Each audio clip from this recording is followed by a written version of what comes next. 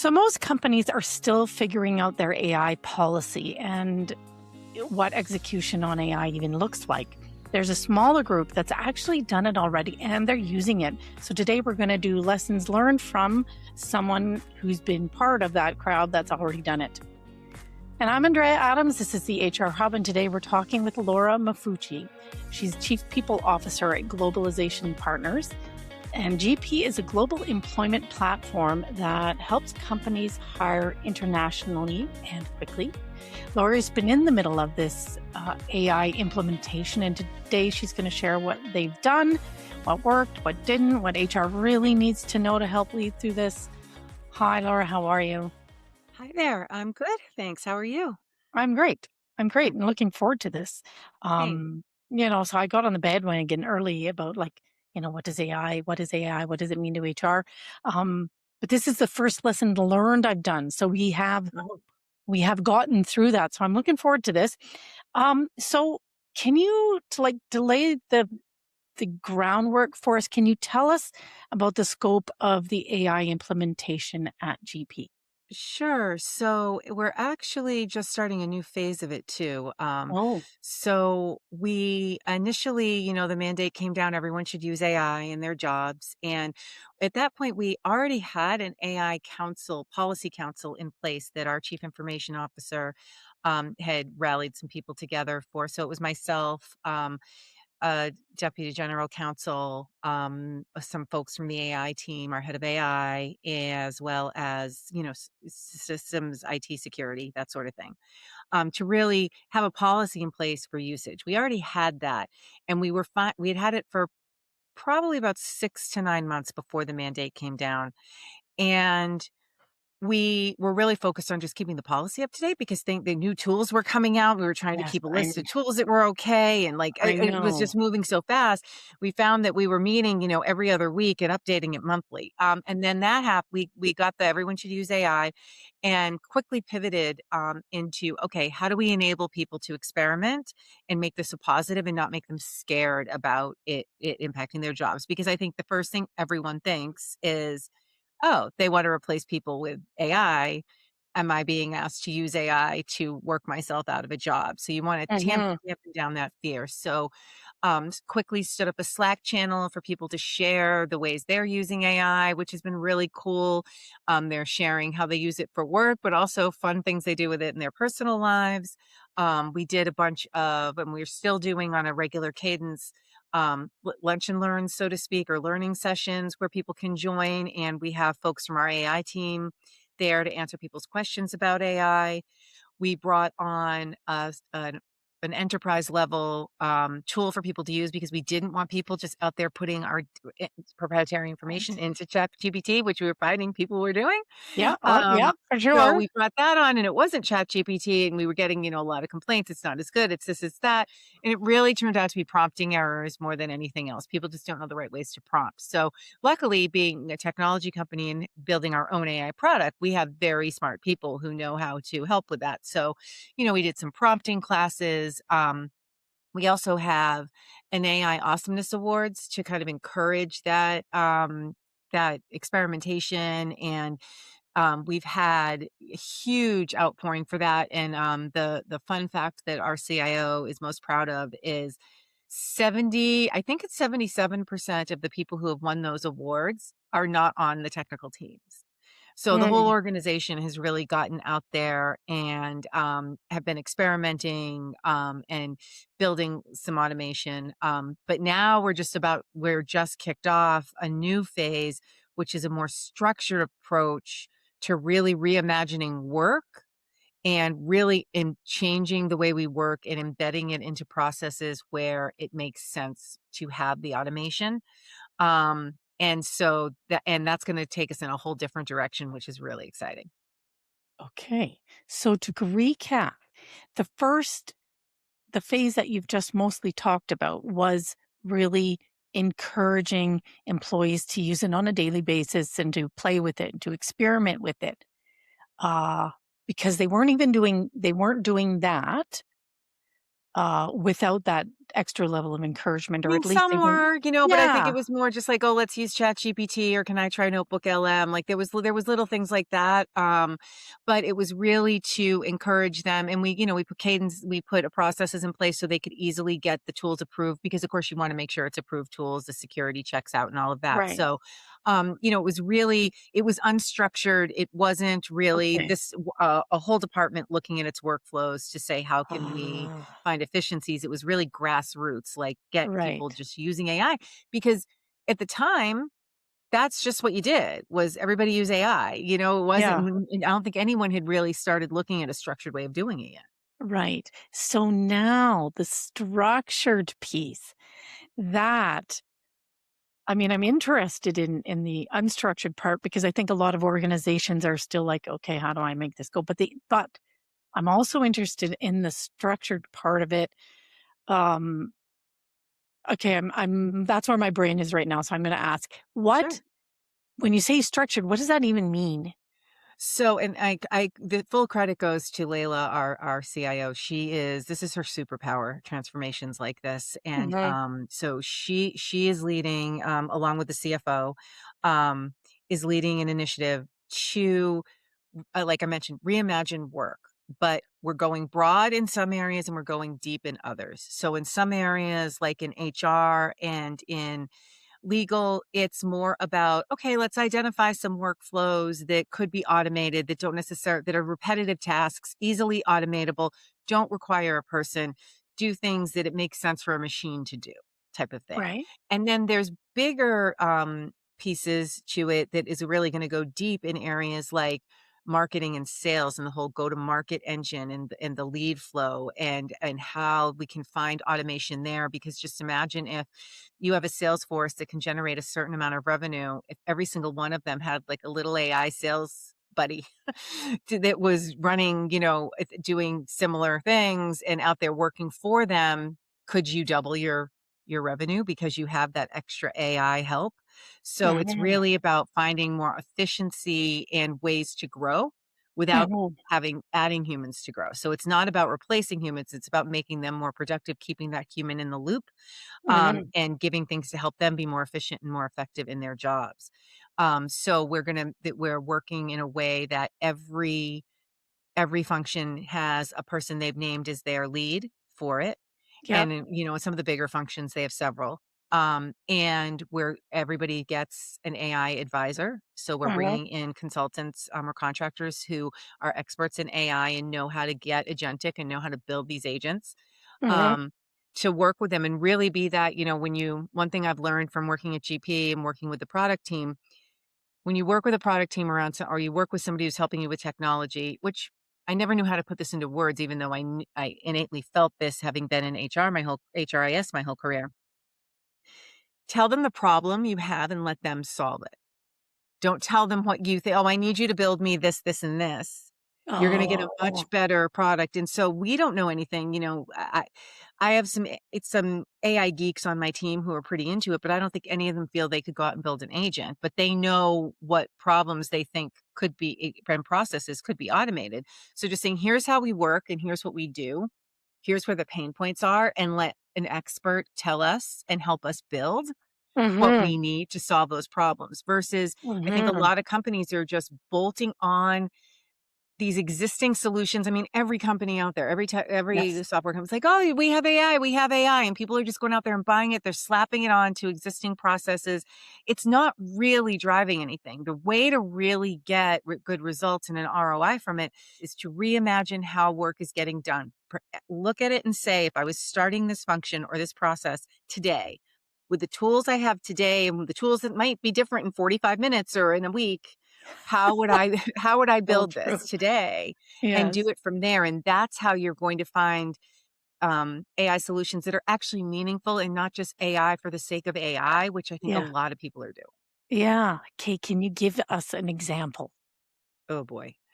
Um, I just want to, for the audience, articulate the difference between, in an example form of just sort of bolting it on versus rethinking the whole thing in a way that is more efficient and um, and sort of integrates AI and how it gets done?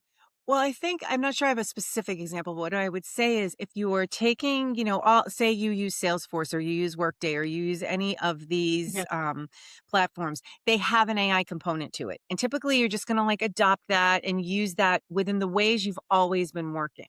When you start to go over into the agentic space and having agents do workflows, that's a very different thing than just taking advantage of that little solution that comes with something. With our own product, Gia, which is a great solution for people for compliance and for and legal and employment compliance and things like that.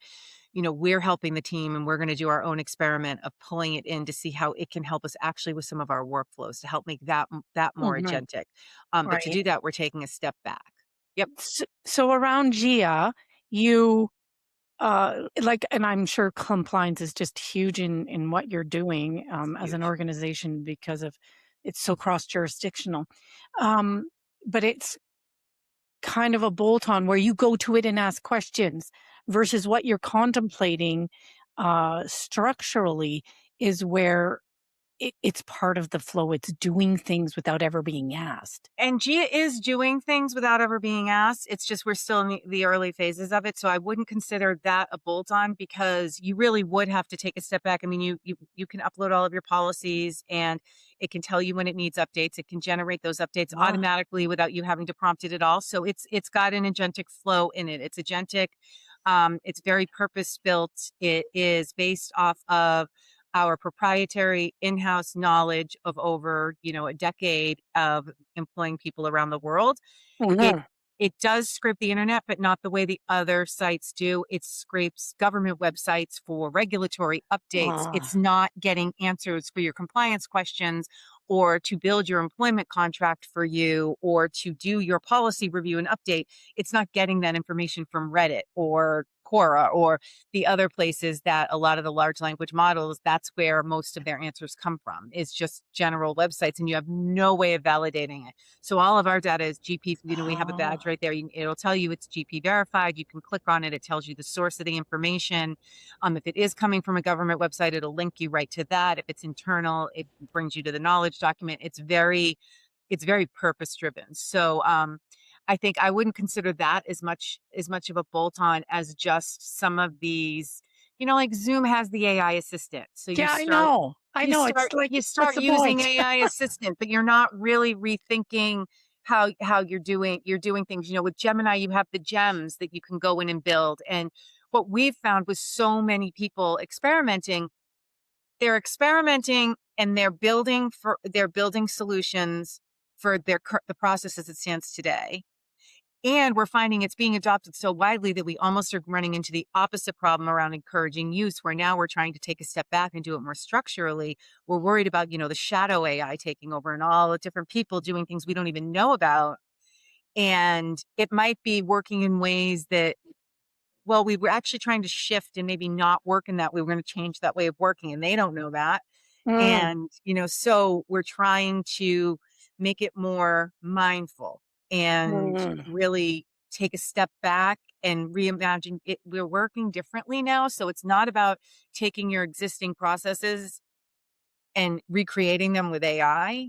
It's about looking at the work that needs to be done mhm. and creating AI based processes, really.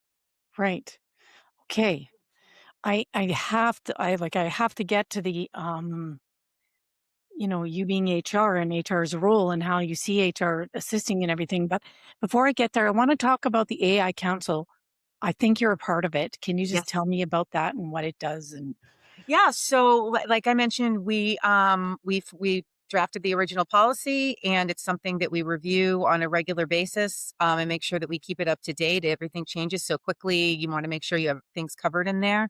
So there's that, and we've spent a lot of time since we've done all these initiatives to encourage the usage. We approve requests for AI tools, so okay. it's a way of having that governance to make sure that if this team's already got this one AI tool, will it actually help what this other team is trying to do as well, as opposed to going out and purchasing two of almost the exact same thing? So getting Yes. a little governance over what's being brought in, and then the security aspect to that as well. we brainstorm around, how to get the education out to the employees, like those learning sessions I talked about. Uh-huh. All of that runs through the AI. All of that runs through the AI Council. Like you've been pretty open with AI and what it sounds like it anyways, and the tools people are allowed to bring in and use. I think that scares a lot of companies. What do you think is the right approach to AI policy? Well, I think you have to create a positive energy around it. I think that's one of the things that we were able to successfully do, which, you never know if people started adopting it at the pace that they did in our organization because they were afraid. And then it led to them using it. Like the fear may have driven the good behavior, but I think that it's dissipated and people are genuinely enthusiastic about learning it. So you want to make sure you're creating that environment. And you want your policy to encourage the usage but balance that with providing the governance to it and mostly from a security standpoint. So I think you want to have solid governance, but also combined with really encouraging that experimentation. Don't, don't have it be a thing where somebody's afraid to produce a work product and hide the fact that they use AI. You should be able to say, Uh, "Oh, I used AI to help me do this." right. I was going to And ask about that. There's a yeah, stat out there. It's somewhere in the range of, I don't remember, 67%. And of course, this number is going to be changing all the time. But the majority of people hide their AI use because they want to seem more valuable. They are awesome. afraid of AI taking their job, so they don't want to confess to how Yep. much, or they just want maybe the pace of work and change and everything. They just want to break. How are you getting employees?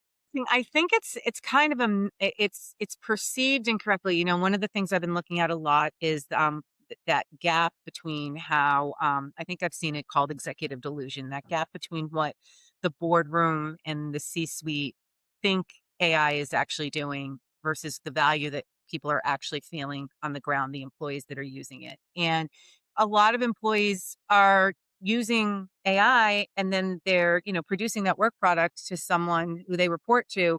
And it's riddled with errors because they're not applying their own critical thinking. Oh, They're not remembering like a human needs to be in the loop. AI makes mistakes. AI makes a lot of mistakes. You have to have that human oversight to make sure. I mean, I think I saw something, there was a company that couldn't get anyone to use AI. So then they spent all this time building an internal system with all their internal data and still no one was using it. So then they mandated people use it. Well, then everyone started using it and they found out like a month later that all of the sales numbers that it was generating that people were using were wrong. yeah. So you need that human oversight. So it's causing some people more work because then you're having to go back to the person or you're having to redo something that somebody has given you that was AI slop, or you're spending a lot of time yourself. It's not necessarily always a huge time saver. Yeah. It may be a little more efficient, but you're spending so much time going back and forth with the AI. It's just what you're doing in relation to it is different. It's almost like having an intern or like a very junior employee doing work for you.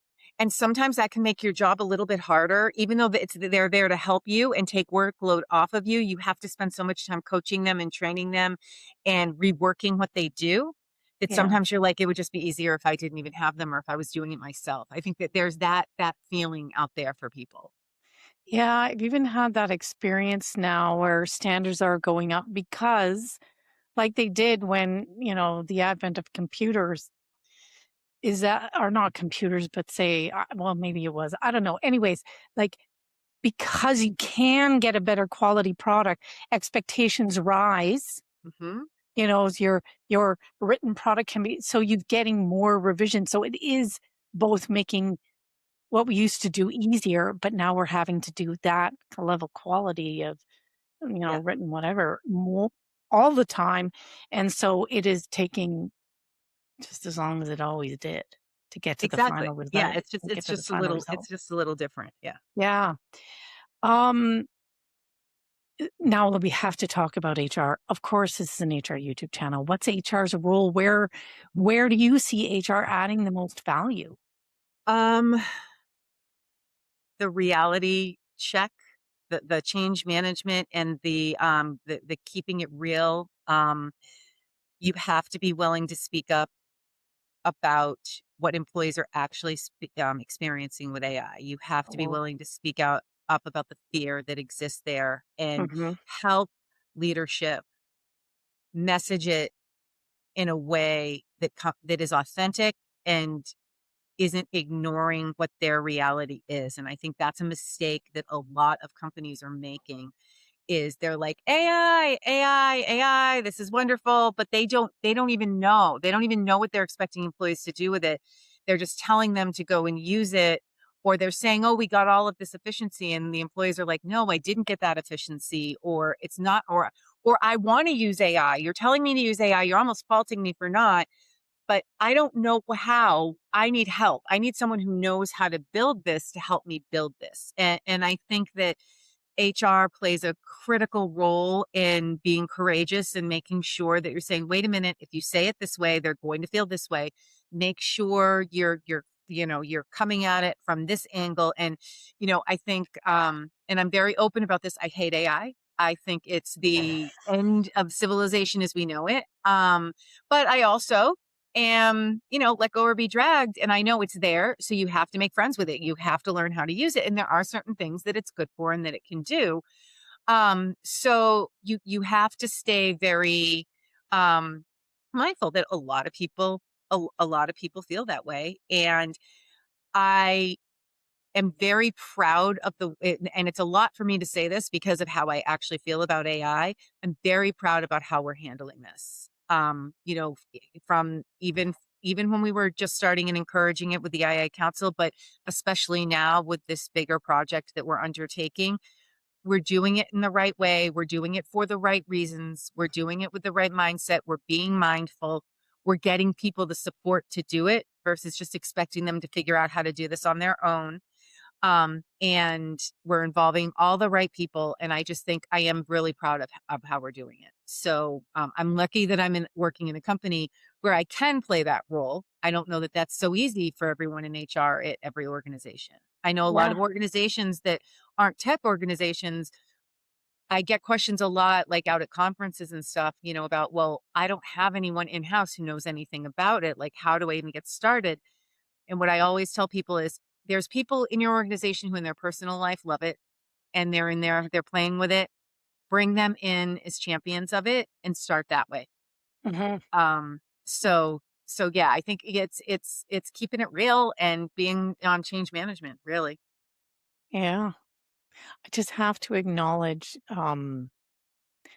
your dichotomy. I don't know if that's the right word, but your internal gap between hating it and Hmm. embracing it, or Hmm. I don't know. And Hmm. I guess kudos both to you too for acknowledging that, but also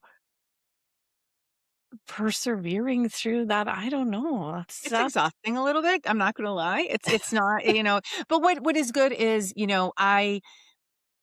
I mean everything I'm saying. I can sit mm, here and talk with you and I can talk about the good and the positive things about it, but I'm also able to say how I really feel about it because it doesn't cancel out. I do see the efficiencies. I use it. There's things I use it for all the time at work. Use it all the time. Most I'm still, I'm Gen X, but I'm kind of a boomer when it comes to AI. I kind of treat it like Google. I know I don't prompt it right. But I use it. But there's certain things I would never do. There's certain things that I think just take it too far. There's things about it that I'm like, I eye roll, yeah. and I have a real issue with the approach a lot of companies are taking where they don't know what they're really asking people to do. They don't even know what they want AI to do. They're just telling people they have to do it. And I think that is the hardest thing in HR is you're being asked to lead the change on something where no one's getting any resources to do what needs to be done. And that's where it gets really hard. And that's where I say, I'm lucky. I don't know that I could do this this would be really hard if I couldn't sit here and say I'm proud of how we're doing it. Yeah. So I have the luxury of working somewhere that's doing it right. Mm. What does HR do with, you know, what does HR Again, do?